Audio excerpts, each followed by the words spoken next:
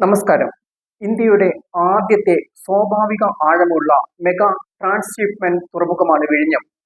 വിഴിഞ്ഞം തുറമുഖത്തിന്റെ വികസനത്തിന് അദാനി പോർട്സ് ലോകത്തിലെ ഏറ്റവും വലിയ ഷിപ്പിംഗ് കമ്പനികളിലൊന്നായ MSCയുമായി കൈകോർത്തിരിക്കുകയാണ്. അദാനി ഗ്രൂപ്പിന്റെ ഉപസ്ഥാപനമായ അദാനി പോർട്സിന് കീഴിലെ അദാനി വിഴിഞ്ഞം പോർട്ട് പ്രൈവറ്റ് ലിമിറ്റഡിന്റെ 49% ഓഹരികളാണ് യൂറോപ്യൻ ഷിപ്പിംഗ് ഭീമനായ മെഡിറ്ററേനിയൻ ഷിപ്പിംഗ് കമ്പനി സ്വന്തമാക്കുന്നത്. ഏകദേശം 13,270 കോടി രൂപയ്ക്കാണ് ഓഹരികൾ MSC സ്വന്തമാക്കിയത്.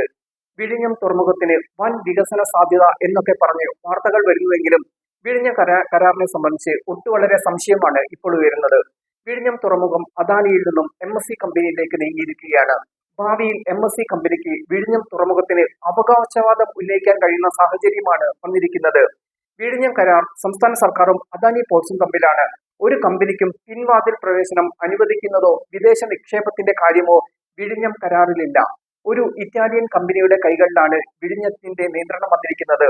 നേരത്തെ സുരക്ഷാ ഭീഷണി ചൂണ്ടിക്കാട്ടിയാണ് വിഴിഞ്ഞം തുറമുഖത്തിൽ ചൈനീസ് കമ്പനിക്കും ദുബായ് പോർട്ടിനും അനുമതി നിഷേധിക്കപ്പെട്ടത്.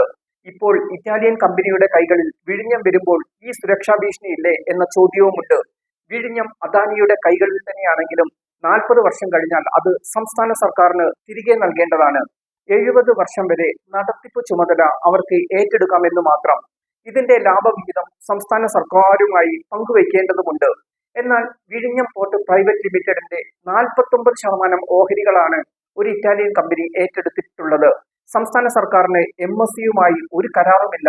ഇത്രയും വൻ തുക മുടക്കുമ്പോൾ അവർക്ക് എങ്ങനെ ഭാവിയിൽ ഉടമസ്ഥാവകാശം ഉന്നയിക്കാൻ കഴിയും എന്ന ചോദ്യം ഇപ്പോൾ മുന്നിലുണ്ട്.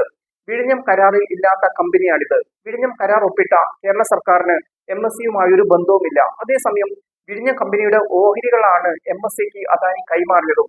വിഴിഞ്ഞത്തിന്റെ ഉടമസ്ഥാവകാശം കോടതി കയറുന്ന സാഹചര്യമാണ് ഈ കരാർ വഴി ഉണ്ടായിരിക്കുന്നതും. തുറമുഖ ഭൂമിയുടെ ഉടമസ്ഥാവകാശം കേരളം അദാനിക്ക് കൈമാറിയിട്ടില്ല. പദ്ധതി നിർവഹണം ഏറ്റെടുക്കുന്നതിനുള്ള ലൈസൻസ് മാത്രമാണ് നൽകിയത്. കരാർ കാലാവധി പൂർത്തിയാകുമ്പോൾ മുഴുവൻ സ്വത്തും സംസ്ഥാന സർക്കാരിന് തിരികെ ലഭിക്കേണ്ടതാണ്. അദാനി വിഴിഞ്ഞം കമ്പനിയുടെ 49% ഓഹരികൾ കൈമാറി കഴിഞ്ഞിട്ടുണ്ട്. എന്നാൽ സർക്കാരിനെ സംബന്ധിച്ചിടത്തോളം അദാനിയുമായി മാത്രമാണ് ബന്ധമുള്ളത്.